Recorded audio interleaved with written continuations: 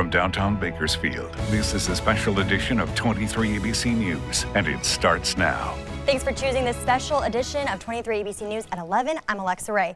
We start this evening with a SWAT call out in Shafter. 23 ABC's Josh Sanders is at the scene with more on what's happening. Josh?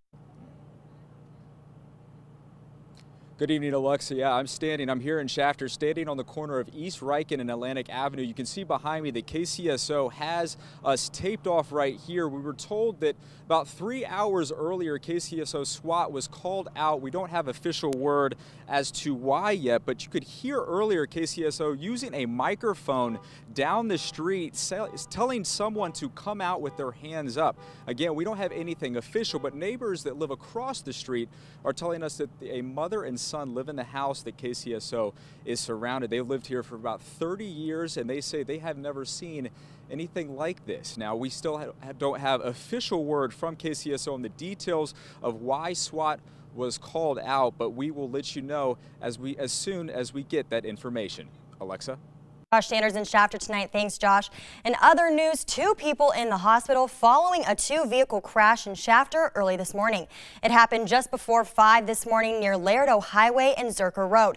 According to Shafter police, the 2 vehicles crashed into one another and one of them rolled over a fence. The driver of that vehicle had to be freed and then flown to a nearby hospital. The extent of the injuries for both drivers is still unknown. One lane of Laredo Highway was closed for over an hour but has since reopened. Officers say alcohol does not appear to be a factor in this crash, but the investigation is ongoing. Tense moments for residents in a Northwest Bakersfield apartment complex as a hit-and-run suspect hides out in an apartment attempting to hide from police. It happened around 6:30 last night. The CHP responded to a call for a hit-and-run crash near Snow Road and Fruitville Avenue. They say the driver in the crash left the scene and went to the Springwood Court apartment complex near Norris Road and Newton Drive. Witnesses told officers as the suspect exited his vehicle, he pointed a firearm at people before running into his apartment and barricading himself with his girlfriend. Shortly after, sheriff's deputies and CHP officers arrived on scene and ordered him out of the apartment. About 10 minutes later, he came out. Deputies searched the home and found a 9mm firearm inside. The investigation is ongoing, but they say at minimum, the man will be charged with DUI and pointing a firearm at innocent parties. Bakersfield police are looking for a man who officers say robbed a Taco Bell at gunpoint. Take a good look. Bakersfield police say around 8 o'clock they received 911 calls for a possible robbery in progress at the Taco Bell near Coffee and Meany Roads. BPD says a man wearing a mask entered the business, pulled out a firearm, and demanded money. They say one shot was fired inside of the restaurant. The gunman took off. Police say no one was injured and the investigation is ongoing. If you have any information, call BPD. That number, 327-7111. The California City Police Department, working with several local, county, and state agencies, conducted a large sweep throughout the city. Over a 24-hour period, several law enforcement teams targeted 110 homes and made 23 arrests. The targeted homes included compliance checks for those on state parole, county probation, and persons wanted by police. Check our website, turn23.com, for the latest updates. Now to a deadly crash of a car that was on autopilot using advanced technology. It's a big feature of the Tesla vehicle, allowing drivers to let go of the wheel. ABC's Marcy Gonzalez on what the company says went wrong. Tonight, Tesla confirming this car was in autopilot mode when it crashed in Northern California, killing the driver. Walter Wong was behind the wheel of the nearly $80,000 car, heading into work at Apple just before 9:30 a.m. March 23rd. Tesla saying the Model X sent Wong several warnings to put his hands on the wheel earlier in the drive, but his hands were not detected on the wheel for 6 seconds prior to the collision. The car slamming into this barrier. Wong's brother telling ABC station KGO the 38-year-old engineer had complained 7 to 10 times the car would swivel toward that same exact barrier during autopilot. Walter took it into a dealership addressing the issue, but they couldn't duplicate it there. That information has been received by the CHP, and they've been acting on it for some time now. Tesla saying its drivers make more than 200 successful autopilot trips per day on this exact stretch of road, going on to blame that highway barrier that's meant to reduce impact. Tesla says this is what it's supposed to look like, but this is what it looked like the day before Wong's deadly crash because of a previous accident. Loved ones saying it should have saved the father of two's life. He just did like everything awesome that you should do as a dad, he did. And the NTSB is investigating, saying getting answers could take up to 6 months. Marcy Gonzalez, ABC News, Los Angeles. Now we're bringing in 23BC's Brandon Johansson, and I'm telling you, I am loving this warm weather that we've been having lately. I just love it. It's hard to complain. If you're like me and you like cold weather, you're not going to be really happy with this forecast because we are getting warm. We're definitely above our averages for this time of year, but it's hard to complain with 70s and low 80s for Easter, especially if you're wanting to get out with the family for that egg hunt. 9 a.m. tomorrow for your Easter Sunday, 62 if you're heading to church. At about noon, 73. At 4, we're sitting at about 80 degrees, so that's going to be about the warmest part of the day is at 4, and it'll cool back down to 73 at 7. Just some light breezes in here in the valley for us for your Easter Sunday. Take a look at your lows for tonight. Your highs expected for tomorrow. Here in the valley, lows in the 50s and 60s. Highs tomorrow, again, we're topping out at 80, really at much of the northern part of the valley, seeing those 80-degree tops tomorrow. And then in the southern part of the valley, we're in the upper 70s for the most part. Up in our mountain communities, you guys are in the 50s and 40s tonight. Breezy conditions tonight, winds out of the west-northwest at 10 to 20 miles per hour tonight. Highs tomorrow in the 60s and into the 70s. And then out in our desert communities, you guys are breezy as well. Gusts up to 25 miles per hour overnight. We're going to see that continue into tomorrow. And then lows in the 50s, highs in the mid to high 70s tomorrow. Now we were saying it's going to be warm. Well, we're topping out again at 80 tomorrow. And we're going to kind of stay at in that range. Our normal for this time of year is about 71 degrees, 75 degrees in that area. Well, we're all the way up to 80.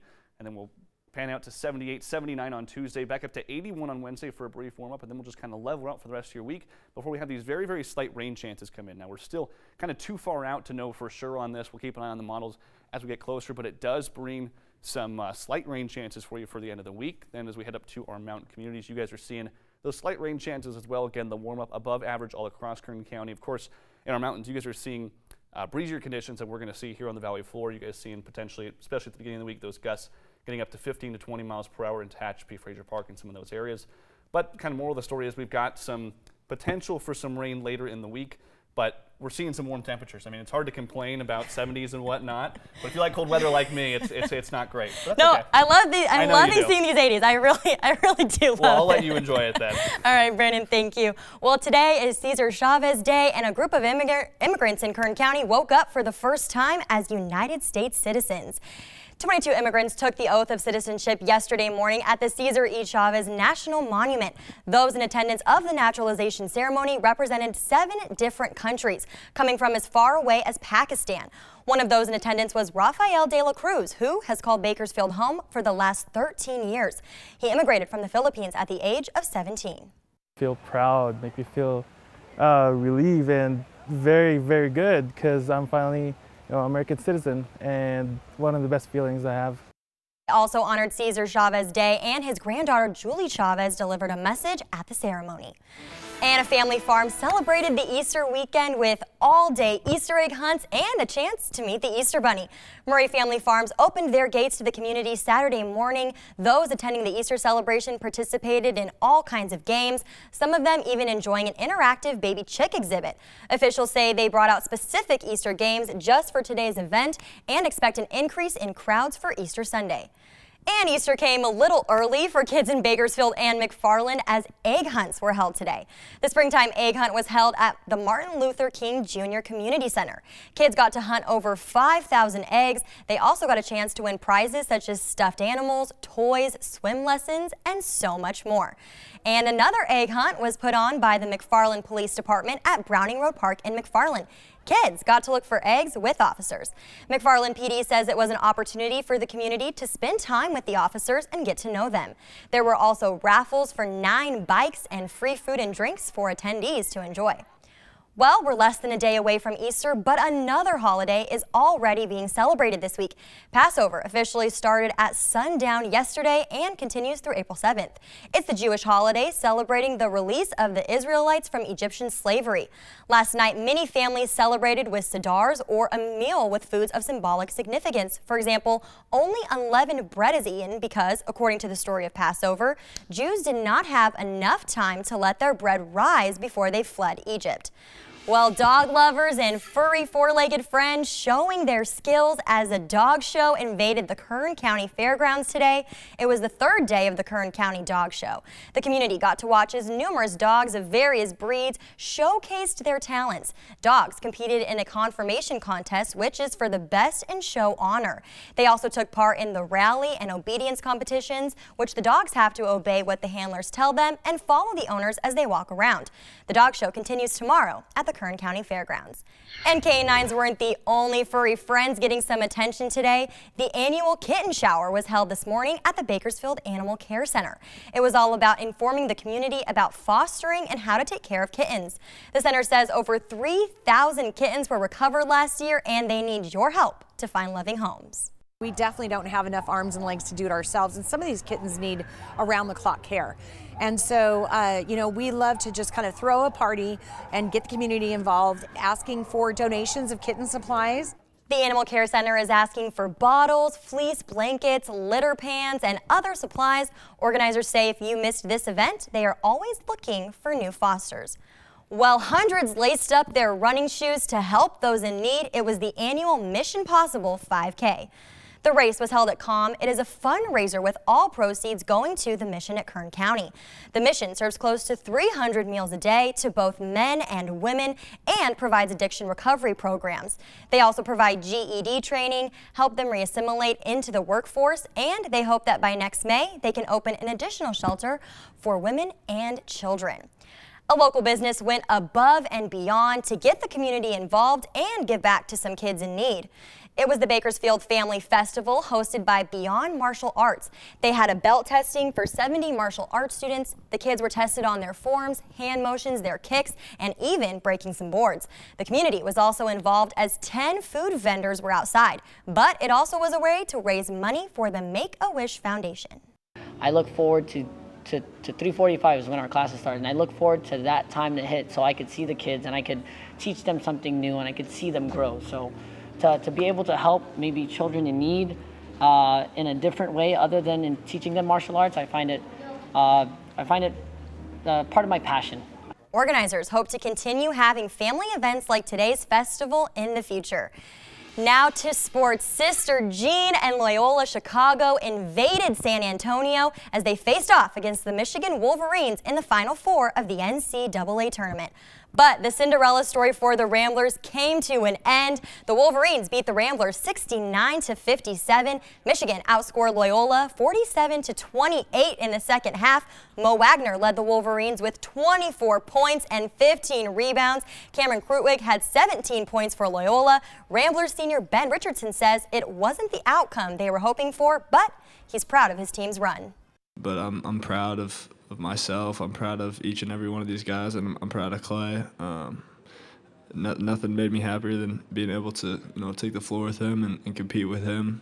Having him join me in Chicago was a dream come true, and we did a lot of things that people probably didn't think that we could do, and we proved a lot of people wrong, and I love that guy to death, and we'll never forget this. And for the second time in the past 3 years, the Villanova Wildcats will be playing in the national championship game.